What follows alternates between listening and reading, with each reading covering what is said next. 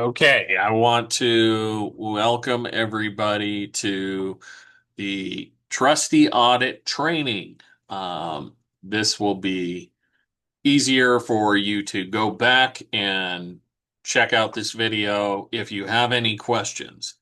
So everybody that got this video will also have gotten this thing. And you're going to say, oh, well, it says view only. So we're going to walk everybody through how to actually use this and manipulate it for your benefit. So where it says view only, you do need to have a Google account. If you don't have a Google account yet for your post or whatever, set one up. It takes no time. It costs you guys nothing. You can just be like VFW post whatever at gmail.com. That will work fine for this application. And then you can actually transfer that email over to your next quartermaster or your trustees, whatever, whoever is doing this guide. Um, so once you have a Google account, you're going to have a Google Drive automatically. This is all free. In this file, you're going to go make a copy. When you make a copy, you can say VFW post, 1776 audit, and then maybe even the year. So that way you can make a copy. It will auto-populate here, and then you can remove this tab from your thing and go on to this is now your copy. It's no longer shared by anybody else but you and whoever you decide to share it with. This is just an example, and this is to help you understand that there are certain things on here that you can manipulate or not manipulate. This whole side over here, A through L, do not touch other than the white areas. So up here, we're going to go over to our copy of a blank. So this is something that you can actually add. You can just duplicate it and it will add a new one. Same with if you double click, you can change the name of it and say audit template. Now, I have already done the liberty of making a July tab to September, October to December tab, January to March tab, and April to June tab. So that way you can kind of go back and forth and you can keep everything within the same thing. And you can continue to do this as you go on. Um, so we'll go right to copy a blank. So this way you can fill it out with me and we can make sure that we're doing this correctly. So you're going to go up to line 3, G, press here. You're going to put your district. And this one will be District 99. And this will be the George Washington Post number 1776. And the financial quarter end. So we're going to do September 30th. So we're going to say 9-30 2025. It's that simple. Now, right here, payroll. Have you had deductions? Yes or no, or NA? Sure. Have the federal agencies have payments made to the proper state and federal agencies? We'll just say yes. Have sales taxes been collected and paid? Yes. Are club employees bonded? We'll just put NA. We'll just keep that there. These green boxes do not touch. Down here, post address. This is the post address. This is not the quartermaster address. But if your quartermaster is also uses the, if you're a homeless post or whatever, and your address is your post quartermaster address, that is fine. But for the most of the people, it's the post address, not the quartermaster address. I've seen that a lot on these. That is incorrect. Now, look at here. It says certify that before we go on, this is to certify. So you come up here to B47 and it'll say, this is to certify that the audit is the books of the adjutant and quartermaster of VFW post number. Come up here, add your number. These are the little things that will help everything look like you're doing it correct. The bond amount, leave that blank. That's for over here where it says quartermaster bonded for. We'll just call it $400,000. And if you'll notice, when I click, it automatically goes until August 31st, 2026. These are all set up with that date because most of you that are bonded through the Department of Colorado, your end date is going to be August 31st, 2026. This is just for ease of use. Next year, you're going to have to just come in here and press 20, get rid of the 6 and put 27. It's literally that simple. Anybody can do this. Now, starting, we will look at our example. And as you see, the starting numbers. So the starting numbers will be in the end of your last whatever. So these numbers will be on the next one here. But you manipulate it right here in line O, 12. So we're going to say 15,000 in the post general fund. The canteen fund, we're going to put whatever is in there. Raffle, we'll just say we have this much in savings and this much in a relief fund. Cash on hand. This is money that is all the cash that you have on hand. This includes bingo fund, pull tabs, you name it. It needs to be in this area. Now, deposits. This is money into the account. This will show up in the receipts area. If you notice, this says month 1.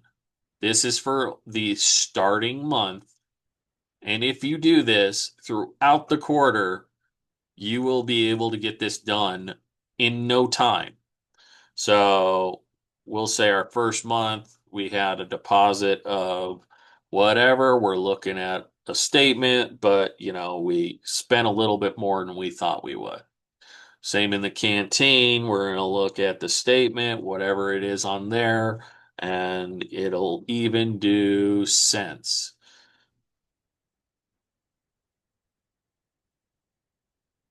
I hope everybody is getting the gist of this. Savings account. If you notice, the savings account is in a certain line, and it will also go right here. So if you have a savings account, great. Use this line for the savings account and a savings account only. We will get to investments and bonds later on in the discussion. So as you're going through each month, you're going to be adding and subtracting and putting in things. So say you put $500 in here, it will all end up matching your accounts as you put it in. So it's a little bit too expensive for most posts, getting a huge deposit, but you never know. As you can see, it sits there and it does all the math for you. Um, Raffle account, whenever money goes in and out of it, that's when you're going to put it in here. Same with cash on hand. Cash on hand, if I see this blank and you're not manipulating these numbers or reporting these numbers, it's very obvious. So we want to make sure we are keeping track of all our cash that we are bringing into the VFW and whatnot. If you see you have up to 10 areas that you can manipulate, so you can put 10 different accounts in this area. As far as the account names, you can actually go here to B12 through B21 and you can change the names. Do not change the names for, oh, see, I screwed that up.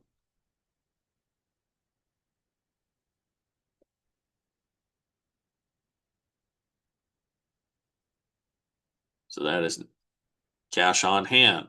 Don't remove savings or cash on hand because they are tied to these down here. If you're adding another account or whatever, and just say there is, another random account. So let's say you have a service dog fund, put it there. If you deal in VTF, you have to have a different line for your VTF. Then over here, you can put service dog or SDF, whatever. You don't have to write the whole thing down.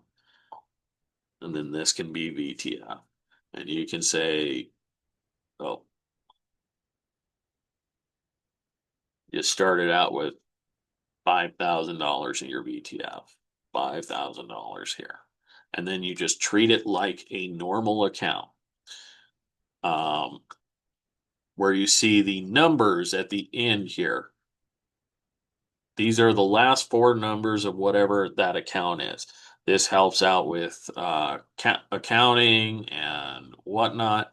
And you can even put them over here on the sides so that way you can look at them back and forth. It makes it a little easier for the trustees and the quartermaster to stay on the same page when they're looking at the bank account statements. So after you get all that done, we're going to come over here. As you see, these reconcile of funds are red. We will get to that later. Real estate value. Put that in there. Liability insurance. How much you have in liability insurance.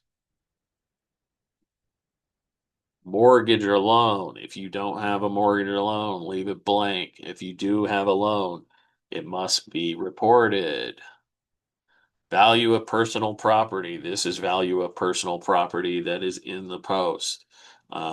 This is usually set by your financial guru, whoever you guys use as a CPA. These are things that they usually put in that. Property insurance. This is exactly what it means. This is the insurance held on your property. So, say you have $1 million property insurance, have $1 million right there. As far as these right here, these are just table formulas to make sure that these things are all doing the stuff. If reference ever comes up or REFF, the uh, formula is broken. So make sure you just stay out of the red, green, yellow, and these dark or these pale reds and these pale greens. Do not manipulate the numbers in those. That will result in a broken formula, and then this thing is going to be pointless. So unless you know how to fix the formulas, don't mess with them. So we'll get to investment accounts. Investment accounts are going to be that bond line item down here. As far as that goes, you can put, say you have an investment account with Baller Enterprises. And starting the quarter, you had $15,000 in it. And the interest added was, $5.65. Great. And then, we have, a CD that we can't touch that is in, let's say, Bank of America. And the last four of that is 1, 2, 3, 4. Or actually, let's do it 9876 because we already got a 1, 2, 3, 4 in there. And let's say this bond or this CD is for 100K. There, it is there. Then you don't have to sit there and deal with it. If you get interest added at the end of the quarter, put it down in here. If you divest at any time, say you divested out of this one, so we're going to divest out of it. That 100 grand has to go somewhere, so it went into this CD, BOA number 3498, and then we put 100 grand there. This just basically kind of shows that you can manipulate and move the numbers how you need to do it depending on your stuff. So as far as the outstanding checks and outstanding deposits, do this at the end of the quarter. You're going to put in this number, say you have a check out for $500 and it's check number 1569, and it's a Voice of Democracy kid. He still hasn't put it out, and it's $500, and you issued it,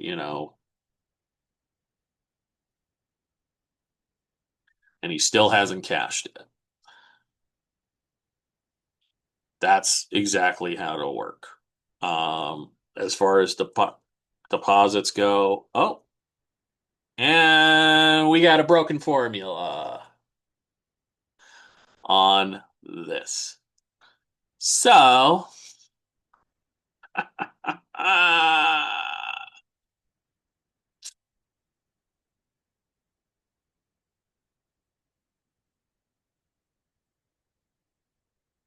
we'll look here. We're going to fix the formula, and it will be equals plus through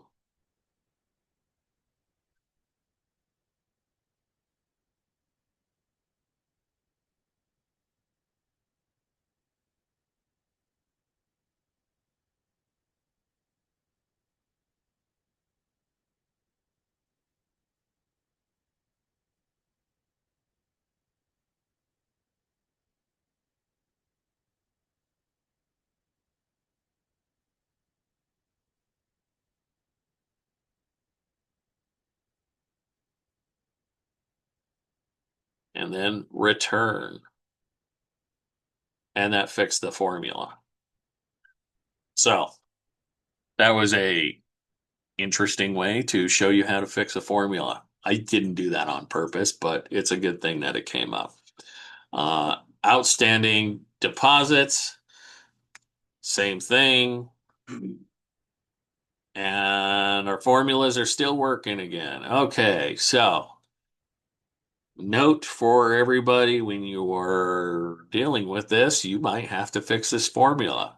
So it'll actually change, the way you're doing it. So in this red thing, that's the formula right there, um, for this entire line, which will transfer over to this, which transfers over to this. This is why I said these right here are good at telling you what is screwed up. So there's multiple checkpoints to tell you where everything is. Now, to get this audit out and sign it, you're going to click here. You're going to go down to here. You're going to hit shift and highlight the whole thing. So you'll shift from A1 to L65. And you are going to go over to download a PDF. And then it'll come out like this. But you need to go over here to export, selected sales. And as you see, now we have a nice and beautiful audit sheet that you can actually send out to your trustees to sign. And then all you got to do is download that. Pretty simple, pretty easy to deal with. If you have any questions or broken formulas, just go back to this video. It should help you um, figure it out. But for the most part, it's pretty easy to deal with. If you know generally how to do a audit, it's pretty much self-explanatory of where you can break it and where you shouldn't be able to break it. So have fun, make it your own, and then we don't have to worry about anything else. So